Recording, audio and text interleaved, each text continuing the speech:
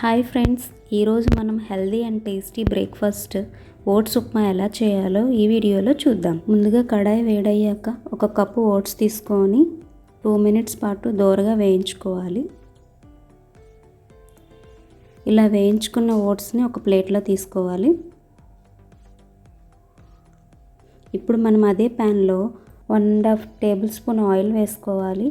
అదే ఆయిల్లో ఆవాలు, జీలకర్ర, శనగపప్పు, పల్లీలు, గుమ్మడి గింజలు, సన్ఫ్లవర్ సీడ్స్ ఇవి ఆప్షనల్ అండి. ఎవరైనా తినాలి అనుకునే వాళ్ళు వేసుకోవచ్చు.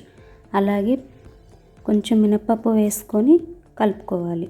ఇప్పుడు కట్ చేసుకున్నటువంటి ఆనియన్స్, పచ్చిమిర్చి, అలాగే కొంచెం ఎండుమిర్చి, కరివేపాకు వేసుకొని ఒకసారిగా కలుపుకోవాలి. ఇప్పుడు మనం వెజిటేబుల్స్ అన్నీ యాడ్ చేస్తున్నాం. ముందుగా స్వీట్ కార్న్, కట్ చేసుకున్న క్యారెట్, అలాగే కట్ చేసుకున్న క్యాప్సికమ్, బీట్రూట్, అలాగే స్ప్రౌట్స్ అన్నీ వేసుకొని ఇలా కలుపుకోవాలి.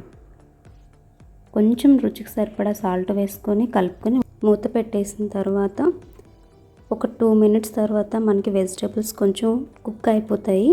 ఇప్పుడు వాటర్ యాడ్ చేసుకుందాం. 1 కప్పు ఓట్స్కి 2 కప్పులు వాటర్ వేసుకోవాలి.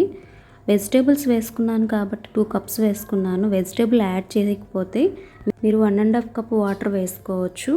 చాలా బాగా కుక్ అవుతుంది. చూసారు కదా, వేడివేడి ఓట్స్ ఉప్మా రెడీ అయిపోయింది. ఇప్పుడు లాస్ట్గా మనం కొత్తిమీర చల్లుకొని మొత్తం కలుపుకొని తినాలి అనుకునే వాళ్ళు కొంచెం నిమ్మరసం కూడా యాడ్ చేసుకోవచ్చు. ఇలా అయినా చాలా బాగుంటుంది.